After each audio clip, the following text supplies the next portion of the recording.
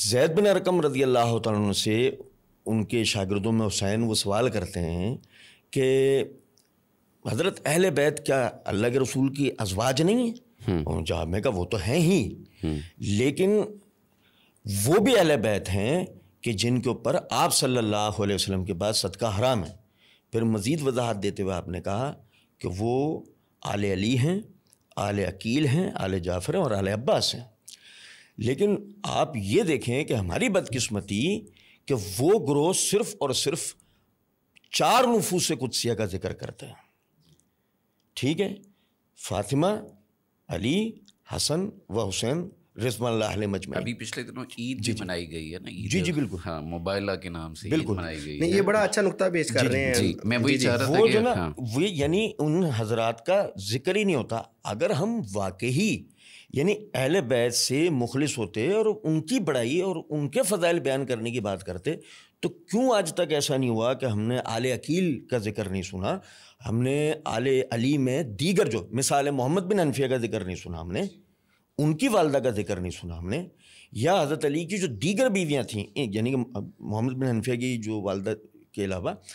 اور ان سے جو اولادیں تھیں جو کربلا کے اندر سیدنا حسین رضی اللہ تعالیٰ عنہ کے ساتھ شہید ہوئے، کیا ایسی بات ہے کہ آج تک ہم نے ان کا ذکر نہیں سنا؟ بھئی آپ اپنے منبروں سے، آپ اپنی مجلسوں سے ان کا ذکر کیوں نہیں کرتے؟ کیونکہ اس کی وجہ ہے وہ سب حضرات صحابہ کرام رضوان اللہ علیہ مجمعین کے یعنی کہ ساتھ یعنی ان کے ساتھ کسی قسم کی رشتہ داریاں تھیں، کوئی تعلقات تھے، یا وہ جمل اور صفین کے وقت میں یا تو بالکل خاموش ایک طرف بیٹھے ہوئے تھے یا وہ صفین کے اندر معاویہ رضی اللہ تعالیٰ عنہ اور اصحاب اہل شام کے ساتھ تھے۔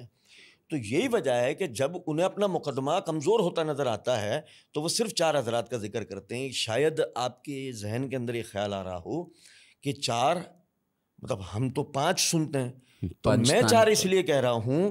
کہ اصل میں تو پہلے نمبر پہ وہ نبی اکرم صلی اللہ علیہ وسلم کا نام لیتے ہیں لیکن ذکر نہیں کرتے، ٹھیک ہے،